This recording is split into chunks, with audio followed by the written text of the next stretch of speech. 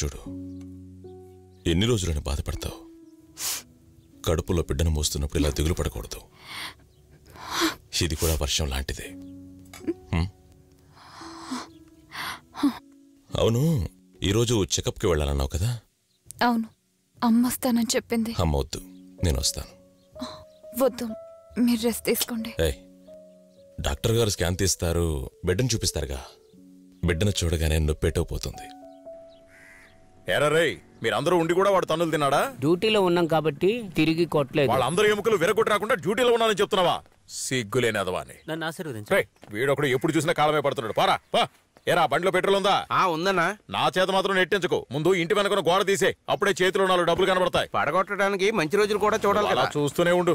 అన్నా, టీ ఇప్పిస్తారా? ఇలా ఎక్కైనా లేదు, అప్పుడే టీ కావాలరా నీకు? అన్నా, అన్నా గిన్నా అన్నబట్టి పళ్ళు రాలిపోతాయి. నిన్ను అలా పిలవద్దని చెప్పాడు కదా, మళ్ళీ ఎందుకు అలా పిలుస్తున్నావు?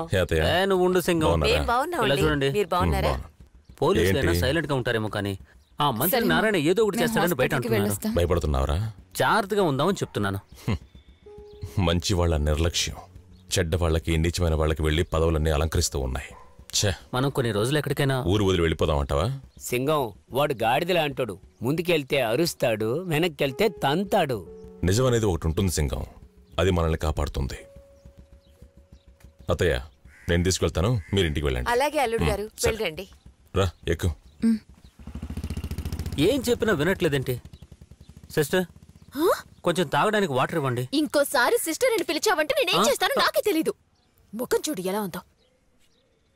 సేవియర్నా? చెప్పండి సిస్టర్. నన్ను ఎప్పుడు సిస్టర్ అని పిలవద్దని చెప్పండి. బ్రదర్ కి వినిపించింది సిస్టర్. వినిపించింది. బ్రదర్ అని పిలిస్తే అతను పళ్ళు రాలు కొడతాడు, సిస్టర్ అని పిలిస్తే ఈవిడ కొబ్బరికాయతో కొడుతుంది. ఏంటి అని అర్థం? హలో, రెండిటికి ఒకటే అర్థం, ట్యూబ్ లైట్. చిన్న పిల్లోడికి తెలిసింది, నీకింకా తెలియలేదా? తెలీదే. మహిషాసురమర్దిని. ఏంటి బ్రదర్?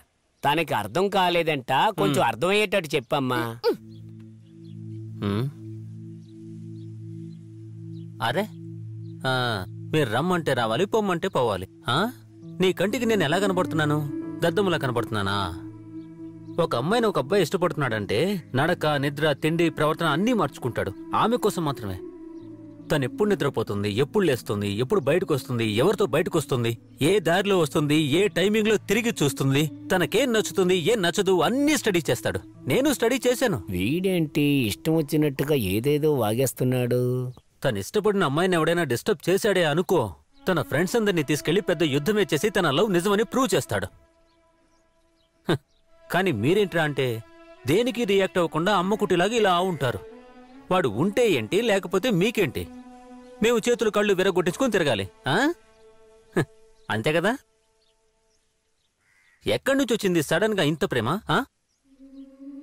ఇలా మాట్లాడతానని అనుకున్నావా? నాకు అసలు సిగ్గు ఉండదండి, ఎప్పటిదప్పుడే మర్చిపోతుంటాను. I love you two.